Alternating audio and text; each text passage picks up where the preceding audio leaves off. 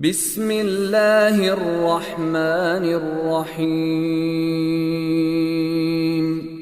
والشمس وضحاها والقمر إذا تلاها والنهار إذا جلاها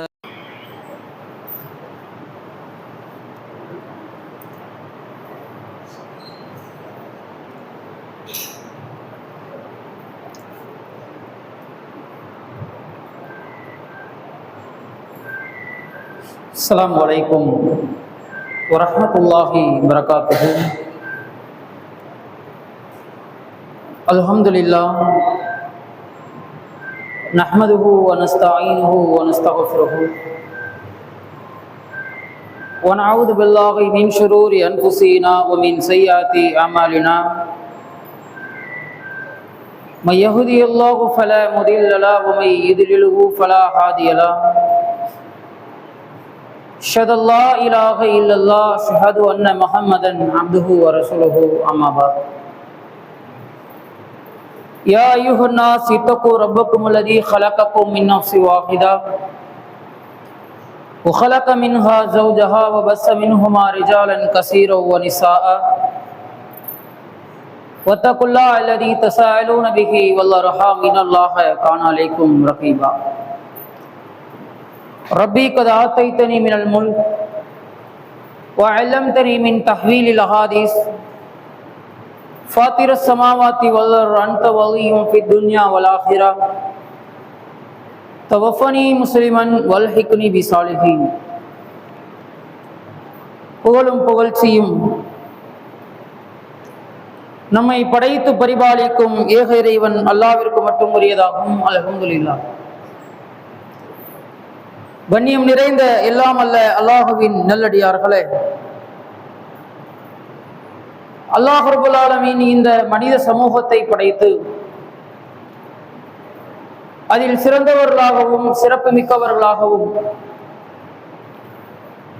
நேர்வழியின்பால் வழிகாட்டப்பட்ட சமூகமாகவும் நம்மை ஆக்கியருளி இருக்கின்றான். அல்ஹம்துலில்லாஹ். இந்த உலகத்தில் நாம் வாழக்கூடிய காலகட்டத்தில் நம்மில் ஒவ்வொருவரும் நம்முடைய வாழ்வை எப்படி அமைத்துக் கொள்ள வேண்டும் என்பதையும், ஒரு மனிதனுடைய இலக்கும் பயணமும் எதை நோக்கி இருக்க வேண்டும் என்பதையும் இறைவனும் இறை தூதரும் மிக அழகாக நமக்கு பாடம் எடுக்கின்றார்கள். அல்லாஹுடைய தூதர் நமக்கு சொல்லி காட்டுகின்றார்கள்,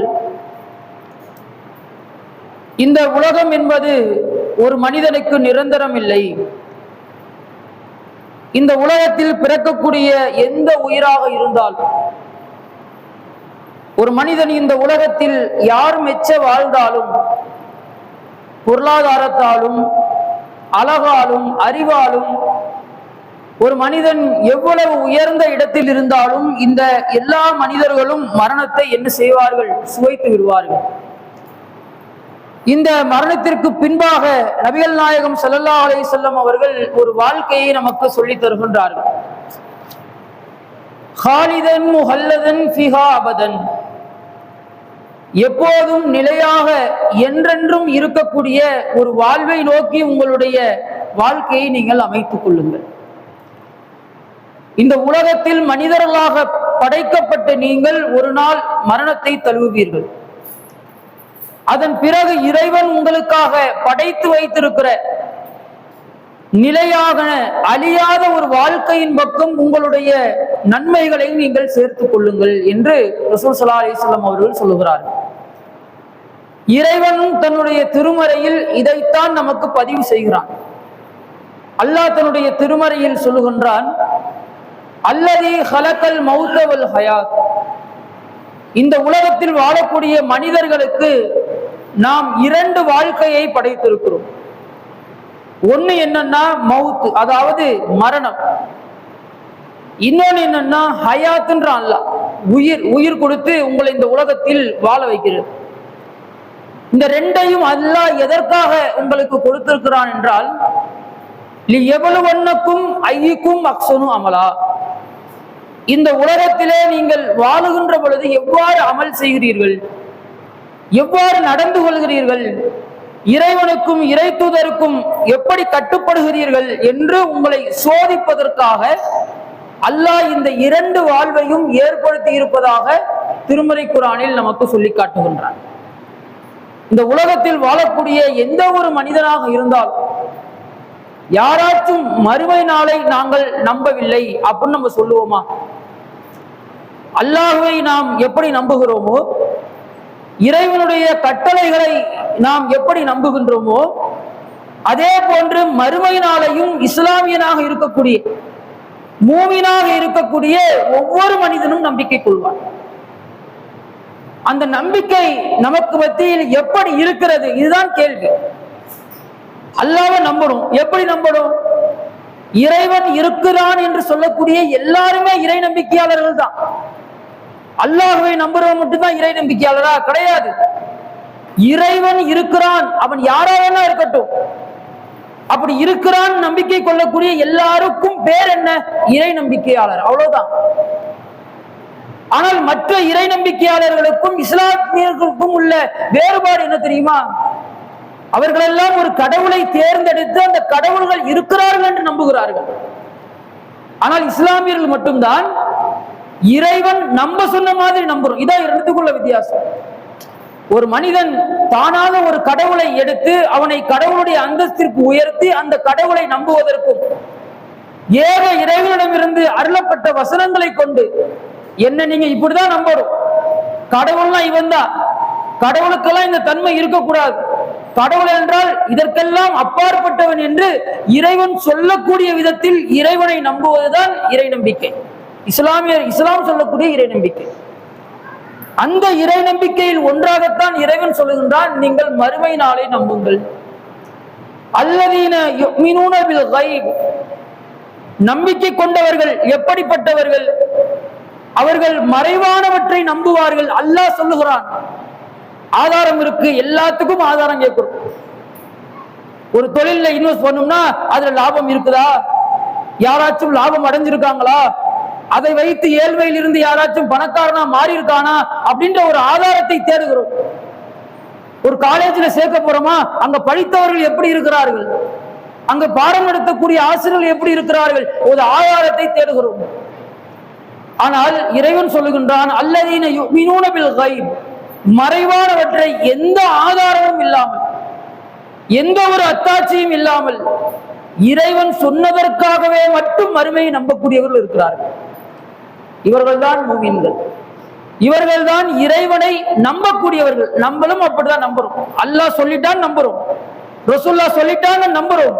ஆனால் நம்முடைய ஒவ்வொருவருடைய செயலும் நம்முடைய ஈமானை வெளிக்காட்டுகிறதா அல்லது ஈமானை மறக்கடிக்கிறதா என்பதை நம்ம யோசிச்சு பார்க்கணும். இன்னைக்கு அல்லாஹ்வை நம்புகிறோம் என்று சொல்பவர்கள் தர்கா தரிகாண்டு போய் நிற்கிறான். மறுமை நாளை நம்புகிறோம் என்று சொல்லக்கூடியவர்கள் வட்டி, மோசடி, ஏமாற்றுறது, இது எல்லா விஷயத்திலும் போய் நிற்கிறான். ஒரு மனிதன் மறுமையை நம்பினால், இறைவன் கொடுக்கக்கூடிய தண்டனைகளை பயந்தால், இறைவன் கொடுக்கக்கூடிய பரிசுகளுக்கு ஒரு மனிதன் ஆசைப்பட்டால், இந்த உலகத்தில் ஒரு மனிதன் தவறு செய்வானா? யோசிச்சு பாருங்க. ஒரு மனிதனுடைய தவறுக்கான அடிப்படை என்ன? இறைவன் நம்மை கண்காணிக்கின்றான் என்ற எண்ணம் ஒரு மனிதனுடைய உள்ளத்தில் ஆழ பதிந்ததென்றால் அந்த மனிதனால தவறு செய்ய முடியுமா? நபிகள் நாயகம் ஸல்லல்லாஹு அலைஹி வஸல்லம் அவர்களுடைய காலத்தில் இப்படிதான் எல்லாருமே இருந்தாங்க. அதனால தான் இறைவன் சொல்லுகின்றான், ரலியல்லாஹு அன்ஹும் ரது அன்ஹும், அல்லாஹ்வும் அவர்களை பொருந்திக் கொண்டான், அவர்களும் அல்லாஹ்வை பொருந்திக் கொண்டார்கள் என்று ஒரு சமூகத்தை சிறப்பித்து சிலாகித்து இறைவன் பேசுகிறான். யாருக்கும் தெரியாமல் திரைமறைவில் ஒரு விபச்சாரம் செய்தால் கூட, அல்லாஹ்வுடைய தூதரே, நான் என்னையும் அறியாமல் விபச்சாரம் செய்து விட்டேன், எனக்கான தண்டனையை இந்த உலகத்தில் பூர்த்தி செய்து விடுங்கள், மறுமையில் இறைவன் இதற்கான தண்டனையை எனக்கு கொடுத்தால் என்னால் தாங்க இயலாது என்று தானாக முன்வந்து ஒப்புக்கொண்டார்கள். எப்படி அப்படி செஞ்சாங்க யோசிச்சு பாருங்க. ஒரு பொய் சொல்றோம், அந்த பொய்யை ஒரு சபையில நான் பொய் சொல்லிட்டேன் அப்படின்னு கூட நம்ம சொல்ல மாட்டோம். ஆனால் விபச்சாரம் செய்ததை இதை போய் சொன்னால் நம்மளை கல்லறிந்து கொன்று விடுவார்கள் என்று தெரிந்தும் அல்லாஹ்வுடைய தூதரிடத்திலே வந்து ஒப்புக்கொள்கிறார்கள். இறை தூதரை, நாங்கள் விபச்சாரம் செய்து விட்டோம், எங்களுக்கான தண்டனையை நீங்கள் பூர்த்தி செய்யும். இந்த உலகத்தில் நீங்கள் கொடுக்கிற எந்த தண்டனையாக இருந்தாலும் அது இந்த உலகத்தோடு சரியாயிடும். ஆனால் மறுமையில் எங்களுக்கு இறைவன் இதற்கான தண்டனையை கொடுத்தால் எங்களால் என்ன செய்யாது, தாங்க இயலாது என்று சொல்கிறார். ஆனால் இன்றைக்கு நம்ம எப்படி இருக்கும்? ஒவ்வொரு விஷயத்திலும் இந்த உலக வாழ்க்கையிலே ஏமாறக்கூடிய சமூகமாக இந்த இஸ்லாமிய சமூகம் இருக்கிறது. அல்லாஹ் சொல்லுகின்றான், இந்த உலகம் உங்களுக்கு மனோ இச்சைகளால் நிரப்பப்பட்டிருக்கிறது. மினல் பனீன், பிள்ளைகளை வைத்து பெருமை அடிக்கிறீர்கள். ஒரு நிசா, பெண்களை வைத்து நீங்கள் பெருமை அடிக்கிறீர்கள். ஒரு கனாத்திரு கண்திரத்தி ஃபித்தஹபி வல் ஃபில்லா, குவிக்கப்பட்ட வெள்ளி தங்க குவியல்களை வைத்து நீங்கள் பெருமை அடிக்கிறீர்கள். வல் ஹைலுல் முஸவ்வமா, அடையாளமிடப்பட்ட வாகனங்கள், குதிரைகள், இவைகளை வைத்து நீங்கள் பெருமை அடிக்கிறீர்கள். இதான ஒரு மனிதனுக்கான ஆசை. இந்த உலகத்தில் இறைவனை மறந்து, இறை தூதரை மறந்து, மறுமையை மறந்து, இஸ்லாத்தினுடைய ஒட்டுமொத்த வழிகாட்டுதலை மறந்து ஒரு மனிதன் செல்கிறான் என்றால் இதுக்காகத்தான் செல்றான். நல்ல சம்பாதிக்கணும், நிறைய காசு சேர்க்கணும், நல்ல அழகான பெண்ணை திருமணம் முடிக்கணும், நிறைய வாரிசுகளை பெற்றுக் கொள்ள வேண்டும், அவர்களுக்கு நிறைய சேர்த்து வைக்கணும், இதையெல்லாம் தேடித்தானே போறீங்க.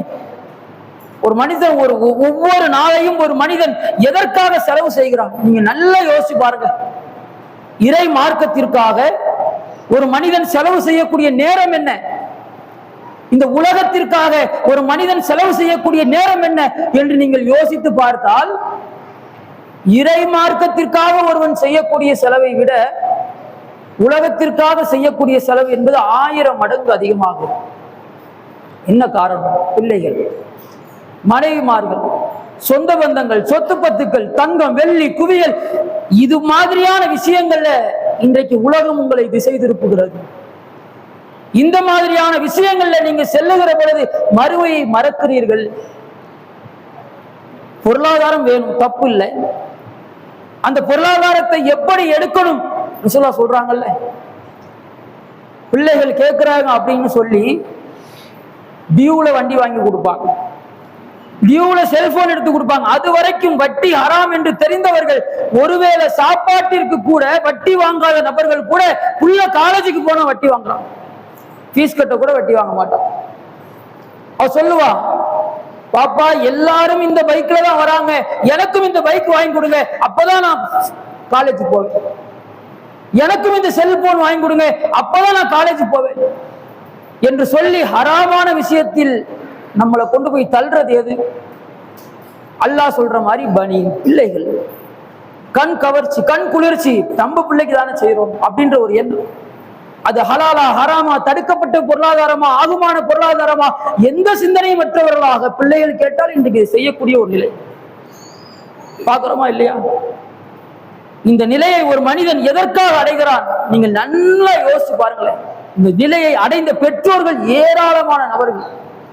தன் வாழ்நாளில் வட்டியே வாங்காதவர்கள் கூட பிள்ளைகளுக்காக, பிள்ளைகளுடைய நிர்பந்தத்திற்காக இன்றைக்கு போய் வட்டி வாங்கக்கூடிய ஒரு சூழல். நபிகள் நாயகம் ஸல்லல்லாஹு அலைஹி வஸல்லம் அவர்கள் ரொம்ப அழகாக சொல்கிறார்கள், பொருளாதாரத்தை தானே நீ நேசிக்கிற. ஒரு மனிதனுடைய அதிகபட்ச நேசம் எதுல இருக்கும்? காசு, பணம், இதுலதான் இருக்கும். ரசூலுல்லாஹ் சொல்றாங்க, இன்னல் மால், இந்த செல்வம் இருக்குதே, ஹலரத்தும் ரொம்ப பசுமையா இருக்கும், குல்வத்தும் ரொம்ப இனிப்பாக இருக்கும்ன்றாங்க. இனிப்பாக இருக்கும்னு சொல்லிட்டு ரசூலுல்லாஹ் சொல்றாங்க, நேம சாஹிபுல் முஸ்லிமி, இந்த பொருளாதாரம் ஒரு மனிதனை தோழனாக தேர்வு செய்யுமா? யாருக்காச்சும் இந்த வாய்ப்பு கிடைக்குமா? ஒரு நண்பனை தேடி எப்படி அலைகிறோம்? ஒரு நண்பன் என்றால் நமக்கு ஆபத்து நேரத்தில் உதவி செய்வான், எல்லா விதத்திலையும் நமக்கு உதவியா இருப்பான். ஒரு பொருளாதாரம், இறைவனுடைய பொருளாதாரம் உங்களை நண்பனாக தேர்வு செய்யும். எப்ப தெரியுமா? அஹத பி ஹக்கிஹி, அதற்குரிய கடமைகளோடு அந்த பொருளாதாரத்தை நீங்கள் எடுக்கின்ற பொழுது, அதற்குரிய கடமைகளோடு அந்த பொருளாதாரத்தை நீங்கள் பெறுகின்ற பொழுது உங்களுக்கு இந்த பொருளாதாரத்தை அல்லாஹ் தோழனாக்குவான். பொருளாதாரம் ஒரு மனிதனுக்கு ஃப்ரெண்ட் ஆயிடுச்சுன்னா நீங்க யோசிச்சு பாருங்க. ரசூலுல்லாஹ் சொல்றாங்க, ஜாஹிது ஃபி சபீலில்லாஹ், அல்லாஹ்வுடைய பாதையில் அவன் செலவு செய்யும் காலமெல்லாம் இந்த பொருளாதாரம் அவனுக்கு தோழனாக இருக்கும். ஒல் யதாமா, அனாதைகளுக்கு கொடுக்கும் காலமெல்லாம் இந்த பொருளாதாரம் ஒரு மனிதனுக்கு தோழனாக இருக்கும். ஒல் மசாக்கி, ஏழைகளுக்கு பகிர்ந்து கொடுக்கும் காலமெல்லாம் இந்த பொருளாதாரம் ஒரு மனிதனுக்கு தோழனாக இருக்குன்றாங்க சொல்லலாம். இந்த நிலையை நம்ம அடைய முடியுமா? நம்ம தான் யோசிக்கணும். இந்த உலக வாழ்க்கை என்பது அல்லாஹ்வுடைய தூதர் சொல்றாங்க, மத்தாவூர் குரு, உங்களை ஏமாற்றக்கூடிய சுகபோகம்ன்றாங்க சொல்லலாம். இந்த உலகம் என்பது ஒவ்வொரு நாளும் நம்ம ஏமாற்றிக் கொண்டே இருக்குன்றாங்க ரசூல். அல்லாஹ் ரப்பல் ஆலமீன் ரொம்ப அழகாக நமக்கு பதிவு செய்கிறான். ஒரு மனிதன் இந்த உலகத்தை நோக்கி ஓடினால் அவனுடைய நிலை என்ன? என்னைக்காச்சும் நம்ம யோசிச்சிருக்கோமா? அல்லாஹ் ரப்பல் ஆலமீன் சொல்லி காட்டுகிறான். இறைவன் சொல்லுகின்றான்,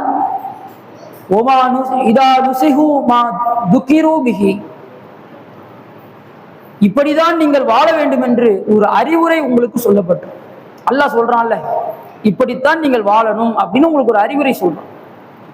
மா துகிரூபிகி, சொல்லப்பட்ட அறிவுரையை எந்தெந்த சமுதாயம் எல்லாம் மறக்கிறார்களோ, மறந்து போறாங்களோ, அல்லாஹ் சொல்லுகின்றான், ஃபதஹ்னா அபுவாப குல்ல ஷைஇன், இந்த உலகத்தினுடைய எல்லா கதவுகளையும் அவர்களுக்காக நாம் திறந்து விடுவோம்.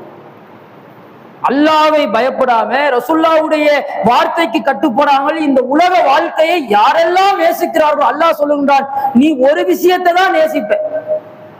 வட்டி என்று சொல்லக்கூடிய ஒரு கதவை தான் நீ திறப்ப, அல்லாஹ் மோசடின்ற அடுத்த கதவை திறப்பான், ஏமாத்துறதுன்ற அடுத்த கதவு திறப்பான். இப்படி ஒவ்வொரு கதவுகளையும் ஒரு மனிதன் இந்த உலகத்தில் வழிகேட்டில் போவதற்கான ஒவ்வொரு கதவுகளும் உங்களுக்காக திறக்கப்படும்.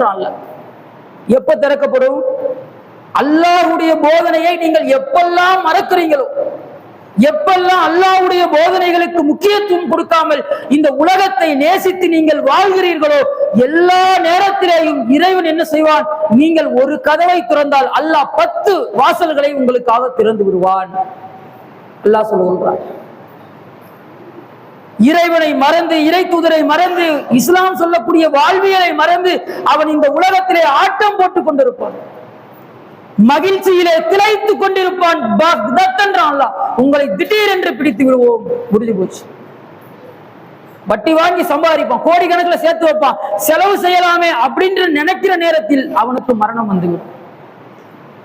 இத்தனை நாட்களாக நல்லவனாக, இறைவனை அஞ்சியவனாக, இஸ்லாத்தை வாழ்வியலாக ஏற்று வாழ்ந்த ஒரு மனிதன் மரணிக்கின்ற நிலையில் வட்டி வாங்கியவனாக மரணிக்கிறான், மோசடி செய்தவனாக மரணிக்கிறான். அல்லாஹ்வுடைய தூதர் அழகா சொல்றாங்க, மஹ்ஷருடைய நாளில் நீங்கள் எப்படி எழுப்பப்படுவீர்கள்? அல்லாஹ்வுடைய தூதர்கிட்ட கேட்கிறப்ப, ஒரு அடியான் எந்த நிலையில் மரணித்தானோ அதே நிலையில் நாளைக்கு மஹ்ஷருடைய மைதானத்தில் அவன் எழுப்பப்படுவான்.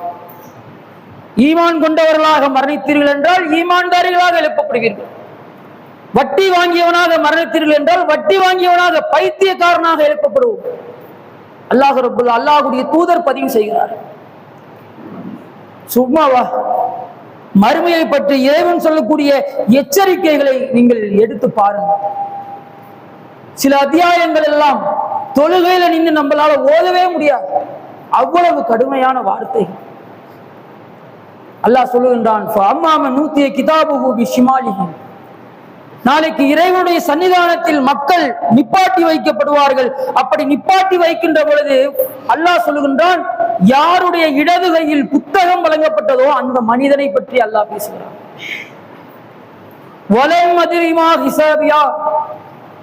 அல்லாஹ் ஒவ்வொருவரையும் ஒவ்வொரு மாதிரி விசாரிச்சுக்கிட்டு இருக்கான்.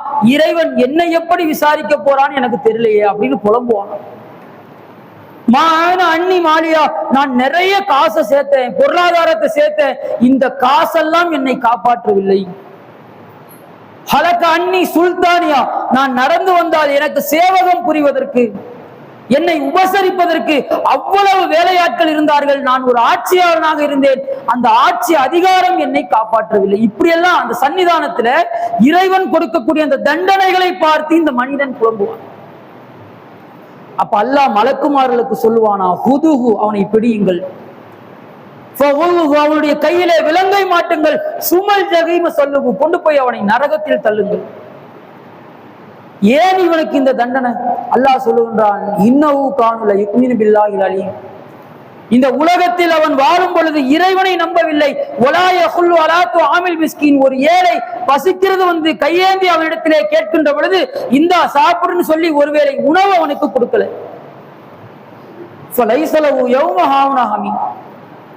உன்னை இந்த உலகத்தில் வழிகெடுத்த எந்த ஒரு நண்பனும் நாளைக்கு உனக்கு உதவியாளனாக நிற்க மாட்டான், இறைவன் சொல்லுகிறான். இந்த சம்பவம் இருக்குல்ல, இந்த சம்பவம் மறுமையில என்ன நடக்கும்ன்றதுக்கான உதாரணத்தை அல்லாஹ் சொல்றான். இத பேசி முடிச்சிட்டு நமக்கு அல்லாஹ் உபதேசம் செய்கிறான். இந்த வசனத்தை படிக்கக்கூடியவர்களுக்கு, கேட்கக்கூடியவர்களுக்கு அல்லாஹ் உபதேசம் செய்கிறான். மக்களே, நீங்கள் கண்ணால் எதையெல்லாம் பார்ப்பீர்களோ, அல்லாஹ்வுடைய படைப்பு என்று எதையெல்லாம் நீங்கள் பார்ப்பீர்களோ எல்லாவற்றின் மீதும் நான் சத்தியம் செய்கிறேன். எதெல்லாம் உங்களுடைய கண்கள் பார்க்காதோ அந்த பார்க்காதவற்றின் மீதும் நான் சத்தியம் செய்கிறேன். இன்னஹு லகௌலு ரசூலின் கரீம். இந்த செய்திகளை இடது கையில புத்தகம் வழங்கப்பட்டவர்கள் நாளைக்கு மறுமையில் இந்த மாதிரி எல்லாம் தண்டனையை அனுபவிப்பார்கள். இப்ப ஒரு செய்தியை படிச்சுங்கல்ல, இந்த செய்தியை உங்களிடத்தில் சொல்பவர் யார்? அல்லாஹ் கேட்கிறான். இந்த செய்தியை உங்கள்கிட்ட சொல்றது யாருப்பா? வமா ஹுவ பிகௌலி ஷாயிர். ரோட்ல போற கவிஞன் இந்த செய்தியை ஒன்றை சொல்லல. வமா ஹுவ பிகௌலி காஹின். ஏதோ ஒரு ஜோசியக்காரன் அவனுடைய கற்பனையாக இந்த செய்தியை ஒன்று சொல்லல. உன்கிட்ட இந்த செய்தியை சொல்பவர் யார்? இன்னஹு லகௌலு ரசூலின் கரீம். அல்லாஹ் சொல்றான், இவர் என்னுடைய தூதர். தன்சீலு மிர் ரப்பில் ஆலமீன். நான் என்னத்தை உங்களுக்கு சொல்ல சொன்னனோ அதைத்தான் இவர் என்ன செய்வார்? உங்கள்கிட்ட சொல்லுவார். அல்லாஹ் ரப்பல் ஆலமீன் நமக்கு செய்கிற உபதேசம். இவ்வளவு செய்தியும் ரசூலுல்லாஹ் தானே சொல்றாங்க. ரசூலுல்லாஹ் யாரு யோசிச்சீங்களா? ரசூலுல்லாஹ் சொல்லக்கூடிய உபதேசத்தை நம்ம கேட்கிறோம்ல, சொல்லக்கூடிய அல்லாஹ்வுடைய தூதர், இறைவனால் நியமிக்கப்பட்ட தூதர், இறைவனிடமிருந்து வந்த வகிச் செய்தியை தான் உங்களுக்கு மார்க்கமாக அவர் போதிக்கிறார். அதனால நீங்கள் மறுமையை அஞ்சி இந்த உலகத்தில் வாழ்ந்து கொள்ளுங்கள் என்று அல்லாஹ் ரப்பல் ஆலமீன் நமக்கு பதிவு செய்கின்றான். எனவே நம்முடைய ஒவ்வொரு செயலிலேயும் மறுமையை நினைவில் வைத்து செய்யக்கூடிய நன்மக்களாக அல்லாஹ் உங்களையும் என்னையும் ஆக்கி அருள் புரிய வேண்டும் என்று சொல்லி நிறைவு செய்கிறேன். வாஹிரு தஅவானா அல்ஹம்துலில்லாஹி ரப்பில் ஆலமீன். அஸ்ஸலாமு அலைக்கும் வரஹ்மத்துல்லாஹி வபரகாத்துஹு.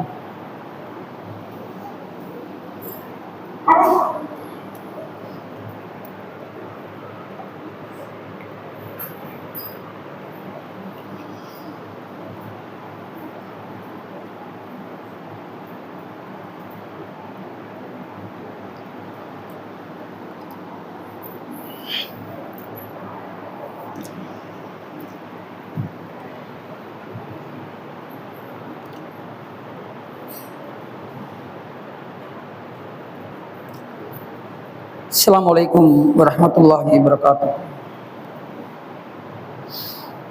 அல்ஹம்துலில்லாஹ் நஹ்மதுஹு வ நஸ்தஈனுஹு வ நஸ்தக்ஃபிருஹு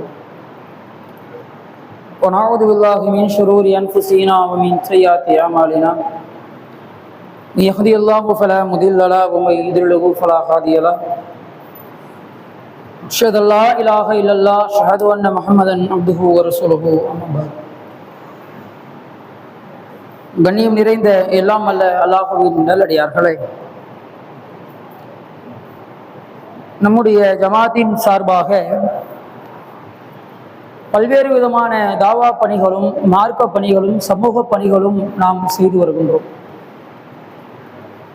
அதுல முக்கியமான ஒரு விஷயம் என்னவென்றால், ஆலிம்களையும் ஆலிமாக்களையும் உருவாக்கக்கூடிய மதரசாக்கள், கல்வியகங்கள். நபிகள் நாயகம் ஸல்லல்லாஹு அலைஹி வஸல்லம் அவங்க சொல்றாங்க, இதா மாத்தல் இன்சான இன்கத அன்ஹு அமலு. ஒரு மனிதன் இறந்து விட்டால் அவனுடைய எல்லா அமல்களும் துண்டிக்கப்பட்டு விடும், இல்லா ஸலாஸத்தன், மூன்றை தவிர என்று ரசூலுல்லாஹ் சொல்றாங்க. அதுல ஒண்ணு அல்லாஹ்வுடைய தூதர் நமக்கு சொல்லும் பொழுது பயனளிக்கக்கூடிய கல்வி என்று நபிகள் நாயகம் ஸல்லல்லாஹு அலைஹி வஸல்லம் அவர்கள் பதிவு செய்கின்றார்கள். அப்ப மார்க்க கல்வி என்பது இன்றைக்கு எல்லா மக்களுக்கு மத்தியிலும் முக்கியமா எல்லாரும் தெரிஞ்சுக்க வேண்டிய ஒரு விஷயம். உலக கல்வி என்பது ஒரு சமுதாயத்தினுடைய முன்னேற்றம், அதுல எந்த மாற்று கருத்தும் கிடையாது. உலக கல்வி அவசியம். ஆட்சி அதிகாரங்கள், அதிகார சமப்பகிர்வு, அதிகார நீதி, இது எல்லாமே ஒரு சமூகத்துக்கு இருந்தாதான் அந்த சமூகம் என்ன செய்யும், முன்னேறக்கூடிய சமூகமாக என்ன செய்யும் இருக்கும். அதே நேரத்துல இது போன்ற ஆட்சியில் இருக்கக்கூடியவர்கள் கூட இன்றைக்கு தவறு செய்யக்கூடிய ஒரு நிலை. ஏன் அப்படின்னா, மார்க்கத்தை சரிவர அவர்கள் அறியாததினுடைய விலை நீங்கள் பார்க்கலாம். அதற்காகத்தான் நம்முடைய ஜமாத்தின் சார்பாக பெண்களுக்கென்று மதரசாக்களை நம்ம என்ன செய்யறோம், உருவாக்குறோம். இப்ப ராஜகிரியில அருணைகான் இஸ்லாமிய பெண்கள் கல்வியகம் இந்த ஆண்டு என்ன செய்யறாங்க, அட்மிஷன் நடைபெற்று கொண்டிருக்கிறது. இதுல 3 மாத ஒரு வருட ஆலிமா கோர்ஸும் 3 மாத தீனியாத் கோர்ஸும் நடைபெற்று கொண்டிருக்கிறது. உங்களுடைய பிள்ளைகளை என்ன செய்யுங்க, நீங்க அதுல சேர்த்து பயனடைங்க. ஏன்னா பெண் பிள்ளைகளுக்கு மார்க்க கல்வி என்பது ரொம்ப அவசியம். நபிகள் நாயகம் ஸல்லல்லாஹு அலைஹி வஸல்லம் அவர்களுடைய காலத்தில் கூட அல்லாஹ்வுடைய தூதர் சொல்லுவாங்க, யாரையெல்லாம் அல்லாஹ் மறுமையில் விசாரணை செய்கின்றானோ அவர்கள் அழிந்து விட்டார்கள் அப்படின்னு ஒரு செய்தியை ரசூலுல்லாஹ் சொல்லுவாங்க. உடனே ஆயிஷா அலி கேட்பாங்க, அல்லாஹ்வுடைய தூதரே, அல்லாஹ் எல்லாரையும் தானே விசாரிப்பாங்க, குர்ஆன்ல அப்படித்தானே சொல்றான், அல்லாஹ் எல்லாரையும் விசாரிப்பான், லேசா விசாரிப்பான், இப்படி எல்லாம் வருதே, அப்ப நீங்க அல்லாஹ் யாரையெல்லாம் விசாரிக்கின்றாரோ அவர்கள் எல்லாம் அழிந்து விட்டார்கள் என்று சொல்றீங்களே, என்னது இது அப்படின்னு கேட்பாங்க. அப்ப ரசூலுல்லாஹ் அதுக்கு விளக்கம் கொடுப்பாங்க, வமன் நூக்கிஷ, அல்லாஹ் எல்லாரையும் விசாரிப்பான், ஆனா சிலரை மட்டும் என்ன செய்வான்னா துருவி துருவி விசாரிப்பான். இவர்கள் எல்லாம் ஃபக்கது ஹலத்து, அழிந்து விட்டார்கள். அப்ப எந்த அளவுக்கு அவர்களுக்குரிய அறிவு இருந்திருப்பான்.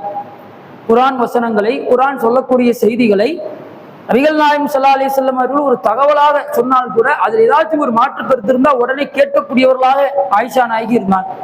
இந்த மாதிரி எக்கச்சக்கமான சம்பவங்களை என்ன செய்யலாம், நம்ம ஹதீஸ்கள்ல இருந்து என்ன செய்யலாம், எடுக்கலாம். அப்ப ஒரு தாயின் மடிதான் ஒரு பிள்ளைகளுக்கான முதல் பள்ளிக்கூடம். இந்த பள்ளிக்கூடத்துல ஒவ்வொரு பிள்ளைகளும் என்ன படிக்குது அப்படின்றது ரொம்ப அவசியம். அப்ப மார்க்கம் தெரிந்தவர்களாக நம்முடைய பிள்ளைகள், பெண் பிள்ளைகள் இருந்தார்கள் என்றால் நாளைக்கு அவர்கள் அவர்களுடைய சந்ததிகளை இஸ்லாத்தின் அடிப்படையில் வளர்ப்பதற்கும் ஊக்குவிப்பதற்கும் தாவா பணிகளில் ஈடுபடுத்துவதற்கும் ஒரு நல் வாய்ப்பாக அமையும். பல மாவட்டங்கள்ல, பல கிளைகள்ல மதரசா நடத்தணும்னு ஆசைப்படுறாங்க. ஆனா அதற்கான போதிய இடவசதிகள் இல்லை, ஆசிரியர்களுக்கான வசதிகள் இல்லை, தங்குற வசதி, இப்படி எக்கச்சக்கமான பிரச்சனை. ஆனா நடத்தணும்னு ஆசை இருக்கு, படிக்கணும்னு பெண் பிள்ளைகள் ஆசைப்படுவாங்க. ஆனா அல்லாஹ் நமக்கு பக்கத்திலே எல்லா விதமான வாய்ப்புகளையும் ஏற்படுத்தி, நல்ல இடம், பாடம் நடத்த நல்ல ஆசிரியர்கள், எல்லா விதமான வாய்ப்புகளையும் அல்லாஹ் நமக்கு ஏற்படுத்தி கொடுக்குறான். அதனால இந்த வாய்ப்புகளை நம்ம என்ன செய்வோம், பயன்படுத்திக் கொள்வோம். கல்வி ஒருவருடைய உள்ளத்திலிருந்து பறிக்கப்படுவது மறுமை நாளுடைய அடையாளம் என்று அல்லாஹ்வுடைய தூதர் சொல்றாங்க. அந்த நிலைக்கு ஒரு காலமும் நாம் சென்று விட வேண்டாம். அல்லாஹ் அருள் செய்வானாக. வாஹிரு தஅவானா அல்ஹம்துலில்லாஹி ரப்பில் ஆலமீன். அஸ்ஸலாமு அலைக்கும் வரஹ்மத்துல்லாஹி வபரகாத்துஹு.